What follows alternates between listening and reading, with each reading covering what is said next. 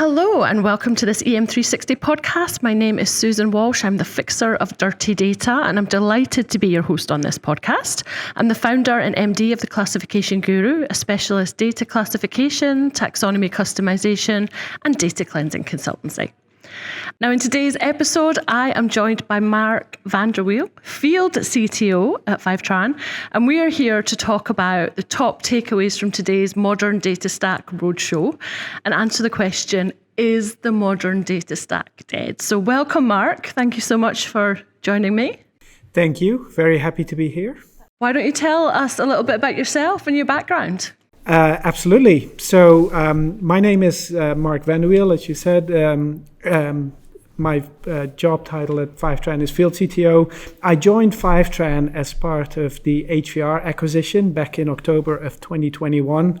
And at HVR, I had the CTO role, and I had been with HVR for more than 7 years prior to the acquisition. In a more distant past, I worked for database companies and another data replication provider as well. Wow. And I bet when you merged, you needed the Fivetran tool to merge everything together? Yes. Well, we needed a bit of Fivetran for extract load and then some transformation to merge it all together. So let's talk about Fivetran first. Tell us a little bit about what Fivetran does. Yeah, so with Fivetran, we focus on extract load, and I would say focused around change data capture to be able to keep data, downstream data in sync with as low latency as possible. Now, with Fivetran, we've always focused on making this extremely easy to use so that customers don't have to worry about building, managing, and maintaining pipelines, leave it up to Fivetran to do that, and then, deliver this as a service to us. And actually, that's something that we heard about this morning from your actual customers telling us how easy it is to use Fivetran. In fact, one client said, I'm not even a data engineer, but I managed to set the whole thing up myself. It sounds like you are making life a lot easier for a lot of clients. That is absolutely the goal. And that is, part of the value proposition.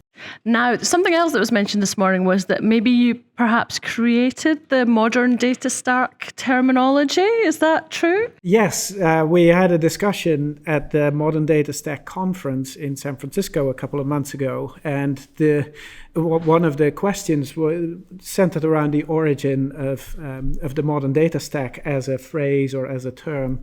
And indeed, if not the inventor, then certainly one of the biggest champions behind modern data stack as a phrase or as a category has been Fivetran. And for anyone that's listening that might not know, what is a modern data stack? Yeah, so that is excellent question.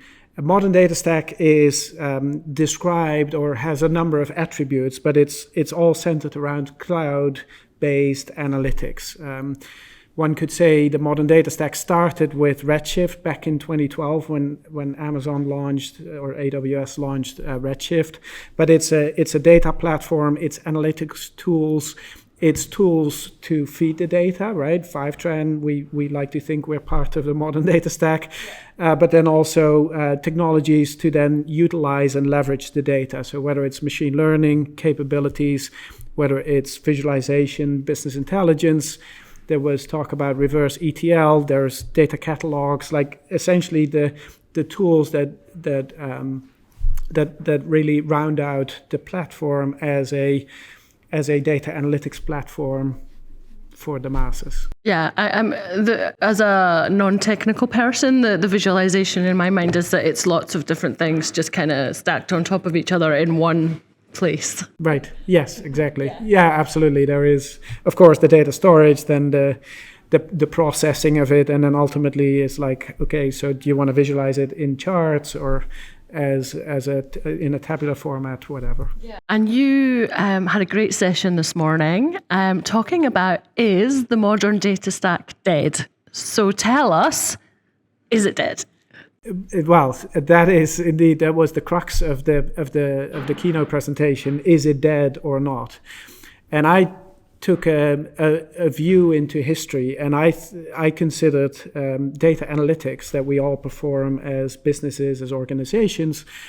And well, if I look at modern data stack and the enablers, there's certainly attributes or aspects that get enabled by a modern data stack, but ultimately it's all centered around this age-old concept of doing data analytics. So is data analytics dead? Well, I don't think it is. Likewise, if you all let's say center around the concept, or if you buy into the concept of modern data stack, it's not dead, it's evolving, right? Like so there's new technologies that come around, go around, but ultimately it's about the analytics and it's the use cases that it enables. You used my favorite analogy ever, I think, that it was like desserts. Oh yes, absolutely. We talked about desserts. Yes, that it evolves.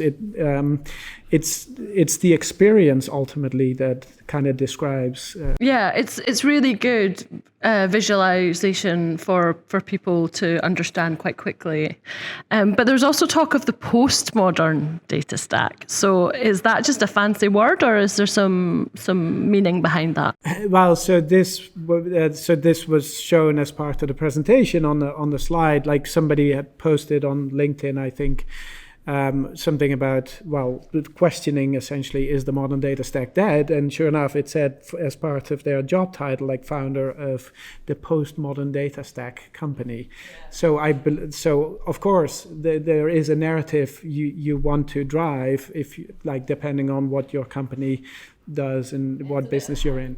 But so likewise, if you ask my strongly biased opinion about data integration and what are the best tools to utilize, well, you can only imagine what technologies I'm going to mention. I think you need to create the post-modern data stack, and then you've won. Yeah, right, yes, that's a good idea. So today there were a lot of Fivetran clients here in the room, all praising the tool. Do you find that you have common issues amongst your clients that you're helping them with? Well, so ultimately, I think the clients are all trying to become more data-driven or try to make data accessible by more individuals in their organization, and in some cases we see organizations even building data products for their customers, so even having data sets or results of data analysis go out to their customers for mutual benefits. So at a high enough level, like, absolutely, we're solving the same problem for all of our customers. However, we do see certain classes of organizations struggling with different types of challenges because of the data sources that they have, or essentially the amount of history the organization has to deal with. Yeah, and when you are pooling all these multiple different sources together, data quality, data management and data governance becomes an issue, and we both sat on the round tables for this and had some fantastic discussions. What was your biggest takeaway from that? Yeah, so my biggest takeaway, and this was not centered specifically around a particular part of the discussion, but just recognizing the enormous challenge that organizations deal with. And even if I look at Fivetran is an incredibly data-driven company, but historically and almost understandably as a startup that rapidly grows, it's like everybody has access to everything, and life is easy so long as that is the case. It becomes far more complicated once sections of the organization, depending on their roles, need access to only parts of the data, and other parts of the organization are not allowed to have access to other parts of the data. So at Fivetran, we're at a scale where I think this can be very coarse-grained. It's like, okay, HR gets access to the HR data and nobody else does, kind of at that level. But if you're a more complex organization, and or you're a complex enterprise, those rules become like almost exponentially more complicated. And then how do you manage access at scale for the entire organization is an incredibly difficult problem to solve. What really surprised me in the first roundtable was, and it could be because there were smaller organizations, but nobody had a data governance plan in place. And I was really surprised at that. I don't know if that's something that you see kind of quite commonly. Yeah, so I think that's where the Fivetran history comes in, and where similarly the original customer base for Fivetran first came to market with essentially the data integration technology in 2015 with Salesforce as the first data source. Fivetran grew up during a period that startup world was booming, and a lot of what we refer to as digitally native organizations sprouted up.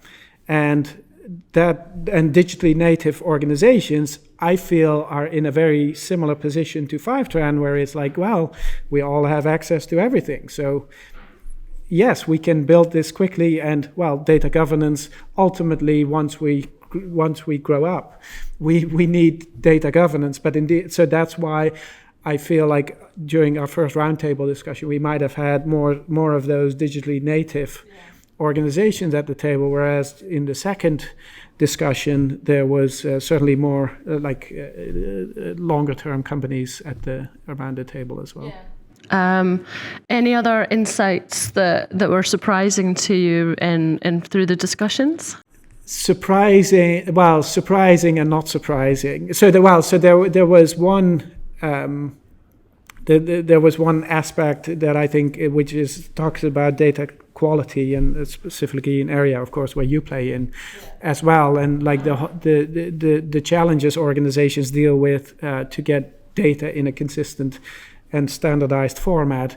Those problems I worked in data integration. Well, I'll disclose it here, 2 decades ago.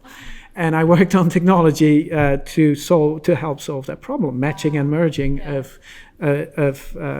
data sets in order to do this kinds of standardization. But it still happens. We see it all over. It's like if, as an organization, you look at your primary data entry system. Well, and I'll speak for my organization. If we look at the system, Salesforce.com, where we maintain our customer data, like there is some dirty data in there. And it's sad that 2 decades after I worked on technology to help solve the challenge, that we've gone absolutely nowhere. Well, that was going to be my next question. Like, how have you seen a large change in that time, or are we still a long way? I think on the aspect of like standardization of data, I think we're as far away from the goal post as we were. Actually, I think more people are using data than ever before, and it's causing more problems. It's not progressed in the last couple of decades. Yeah, and you also talked about Salesforce being one of your first integrations. That was something that, again, one of your clients mentioned today, was that they chose Fivetran because of the number of different integrations that fit with the tools they already had. So it really does sound like you are a flexible, approachable, I guess, tool for a lot of organizations, because you can, I don't know whether it's the API or however you connect, but you can connect with all their systems, which makes it a lot easier. Right. Yeah. So we pride our, when we look at like our product strategy, we always say, well, connectors. And when we say connector, we use the term connector to indicate a technology, and it can be a database technology, it can be a technology platform, or like a software as a service platform, or like files or data streams. Like all of these, we put them under the umbrella of connector. And I like that. It makes it easy for everyone to understand. Right. But then if you think about like software as a service platforms and the multitude of applications that are out there, you need a lot, and every one of them will have their own proprietary API. And of course it's all REST based, and it uses like OAuth 2, like some standards, but ultimately it's a unique interface into every application. So what we've managed to do with Fivetran, and we've launched this earlier this calendar year, is essentially an ability to very quickly unlock a new API-based platform once we manage to get access to it. So there's a lot of automation behind the scenes in order to very quickly generate the necessary code to be able to support the application on the platform and then reap the benefits of the platform, like security and availability, etc. And that, I think, is part of what makes us successful, because organizations who do use some niche technologies and want to get to a point where they utilize fewer vendor technologies, they can look at Fivetran as a vendor that can cover a very broad range of applications and connectors. So you're basically doing all the hard work so we don't have to. That is absolutely our goal, yes. And as I said, it's been a great morning, lots of discussions. What's been your favourite part of the day? I really liked the customer panels. I think they were really lively and very good questions asked, and very, exactly, and I really enjoyed the flow of the day, from the keynote through the various roundtable or the various panel discussions, and then into the roundtables. I think it all fit really nicely together.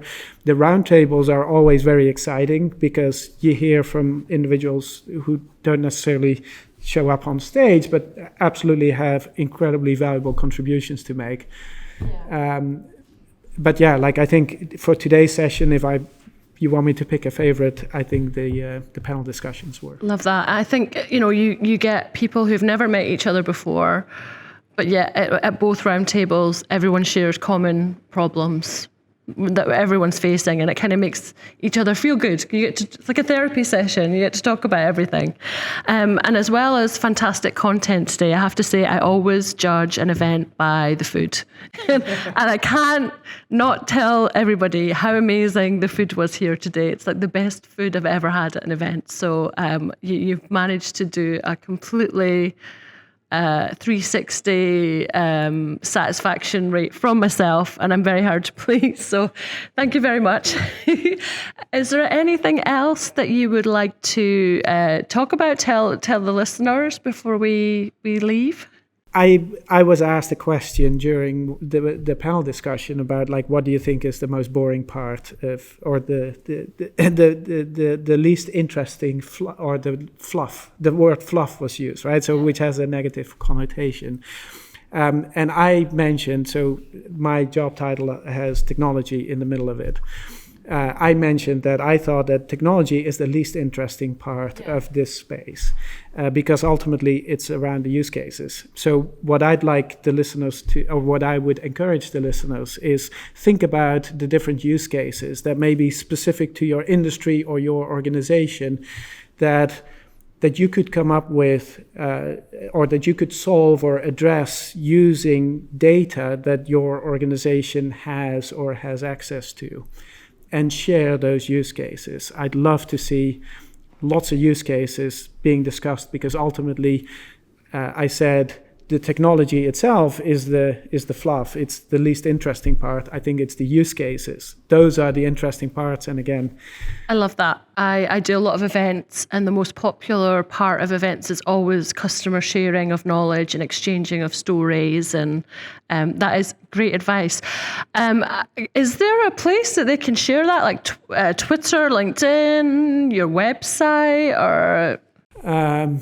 I'd say LinkedIn. We'll put some information in the notes, but yeah, we'd love to hear stories and tag Fivetran in that as well, so that they can share that story far and wide. Yes, please.